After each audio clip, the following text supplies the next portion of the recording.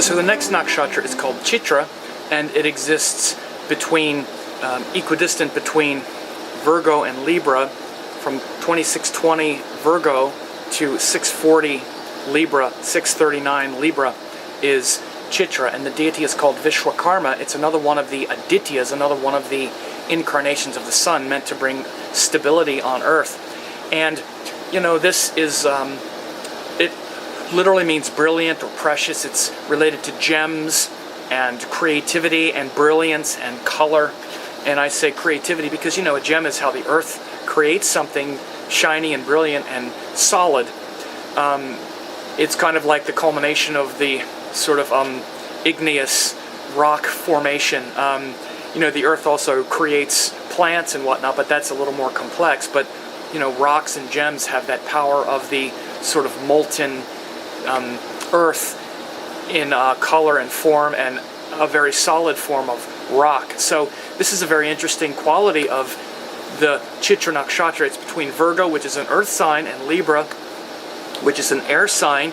And it's, you know, Libra is very creative, so you see this creativity, but it's often very kind of structural, mechanical creativity, which shows itself in things like architecture and solid foundational, you know, projects where people want to create something beautiful that's of long-term value. So rather than just a sort of painting that sits on the wall, something that's structural or mechanical, or, you know, like I said, like a house, you know, like an architect.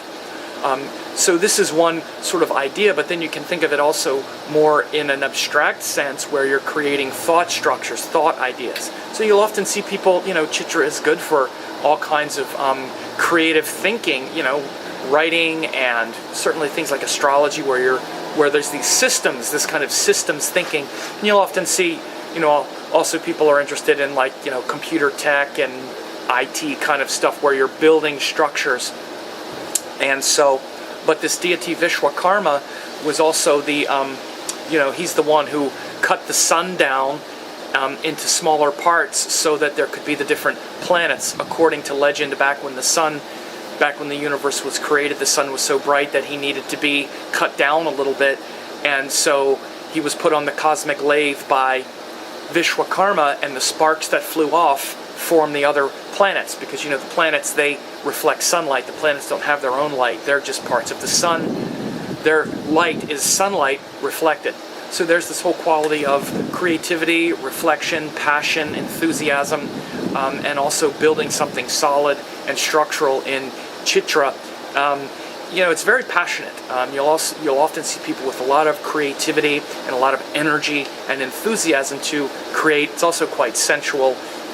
You'll see people, you know, have a lot of high desire, and pretty flashy too in its own way. It's about jewelry. You know, I have some jewelry here, but it's just a ring for Saturn. You know, I'm not wearing the colorful bling. Well, I also have some Rudrakshas here, but Chitra is like, you know, the king of bling, where, you know, wearing a lot of jewelry and a lot of shiny colors. So that kind of quality of, you know, passion, enthusiasm, something functional and solid like Virgo, but yet colorful and beautiful like Libra.